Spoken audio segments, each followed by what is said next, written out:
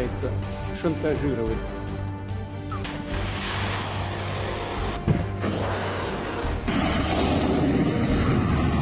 रूस के राष्ट्रपति पुतिन ने जब उत्तर कोरिया की यात्रा की तो उसके कई मायने निकाले गए थे, क्योंकि उस समय में जिस तरह से अमेरिका और नेटो देश पुतिन को अलग थलग करके उन्हें जंग में झुकाने की फिराक में थे, ऐसे में पुतिन की इस कुशल रणनीति ने जंग का रुख मोड़ने का काम किया था। दुश्मन का दुश्मन दोस्त वाली नीति को अपनाते हुए पुतिन ने करीब 24 साल बाद उत्तर कोरिया की जमीन पर कदम रखा था और उन्होंने हर पाबंदियों को दरकिनार कर उत्तर कोरिया से डील साइन की, जिससे ये बात तो साफ हो गई थी कि आने वाले समय में ये जंग थमने की बजाय और ज्यादा विस्फोटक होने वाली है। इस बात का अंदेशा इस बात से लगाया जा सकता है कि जब यूक्रेन पश्चिमी देशों द्वारा दिए गए लंबी दूरी के मिसाइलों का प्रयोग कर रहा है, तब रूस भी उसे माकूल जवाब दे रहा है और अब इसी से जुड़ी एक रिपोर्ट का खुलासा शोधकर्ताओं ने किया है, जिसमें सैटेलाइट इमेज के आधार पर यह बताया गया कि उत्तर कोरिया एक प्रमुख हथियार बनाने के परिसर को बढ़ा रहा है, जो यूक्रेन में रूस द्वारा इस्तेमाल की जाने वाली एक प्रकार की कम दूरी की मिसाइल को असेंबल करता है। इस फैसिलिटी को फरवरी 11 प्लांट के नाम से जाना जा रहा है। मॉन्टेनरी में मिडलबरी इंस्टीट्यूट ऑफ इंटरनेशनल स्टडीज में स्थित जेम्स मार्टिन सेंटर फॉर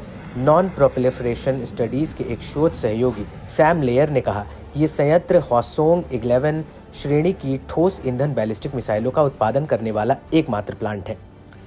इसके साथ ही ये भी पाया गया कि उत्तर कोरिया के इस इलाके में पहले से ही अंडरग्राउंड तैयारियां चल रही थी। ये सोचने वाली बात है कि क्या किम और पुतिन की जोड़ी अब तीसरे विश्व युद्ध का आगाज होगी। दुनिया भर में वाकई में टेंशन हाई है। वहीं यूक्रेन की भी चिंता जरूर बढ़ गई होगी, क्योंकि एक यूक्रेनी अधिकारी ने बताया है कि जिस मिसाइल को नॉर्थ कोरिया बना रहा है उसे पश्चिम में KN-23 के तौर पर जाना जाता है और इसी का इस्तेमाल रूसी सेना ने यूक्रेन पर हमले में किया है। लेकिन मॉस्को और प्योंगयांग दोनों ने इस बात से इनकार किया है कि उत्तर कोरिया ने यूक्रेन के खिलाफ इस्तेमाल करने के लिए रूस को हथियार दिए हैं और अभी तक तो ना ही रूस और ना ही नॉर्थ कोरिया की तरफ से ऐसा कोई बयान साझा किया गया है। लेकिन जब पुतिन और किम की मुलाकात हुई थी तो दोनों ने ही एक दूसरे के साथ खड़े रहने की बात जरूर कही थी और इसी कड़ी में उत्तर कोरिया ने रूस की मदद के लिए कुर्स्क में अपने 10,000 सैनिकों को भी भेजा था, जो कि यूक्रेनी सेना के साथ जंग में लोहा ले रहे थे।